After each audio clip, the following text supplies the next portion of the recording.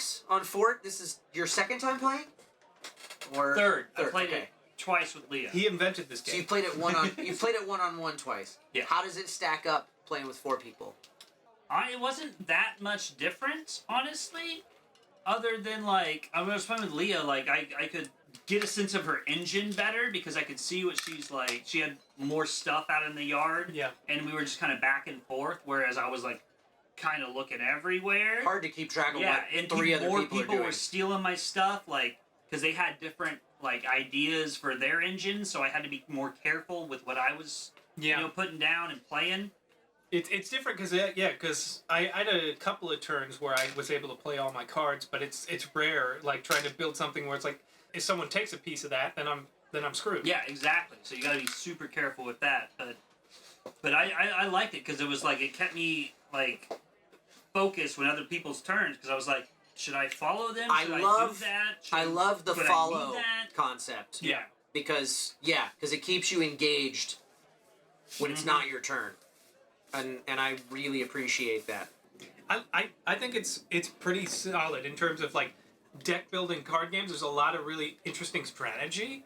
There's a lot of ways to go, and it seems like an incredibly well balanced card game. Yeah, there's just so many different ways to play. I think with the lookout, you could go a lookout build to get VP.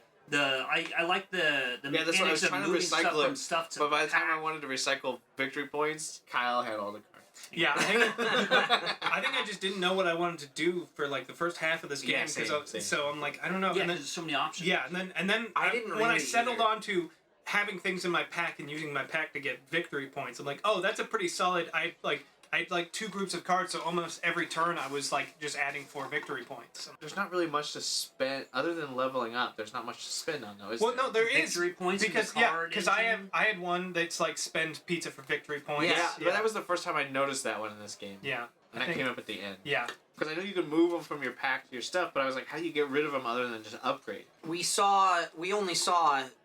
I mean, we each pulled 1 made-up rule and 1 perk, and then there was 1 left over from this game.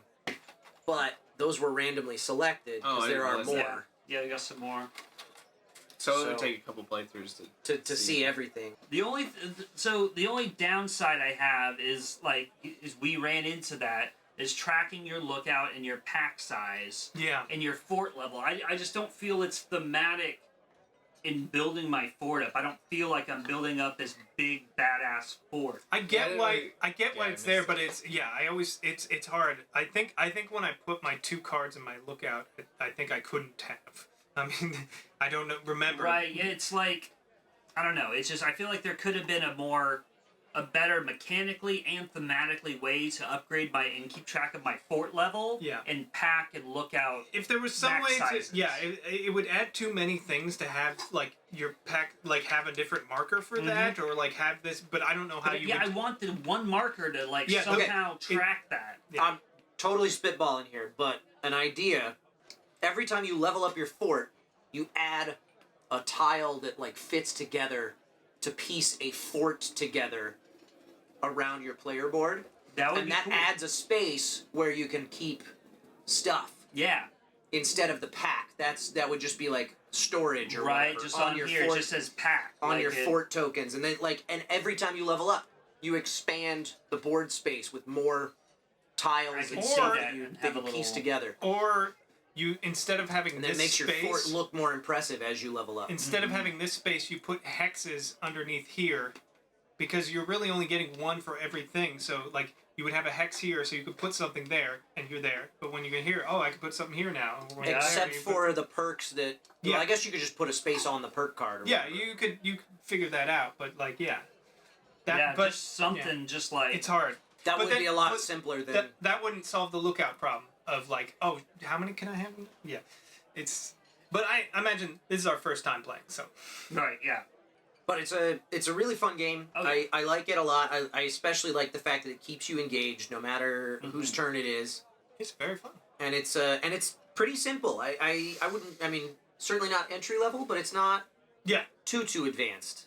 It's not wildly complex, but you can get a lot of strategy out of it if you want. But if you want to play with people who don't really care about the strategy, you can do that too. Yeah. That's Fort by Letter Games, and I enjoyed it. Me too. As did I.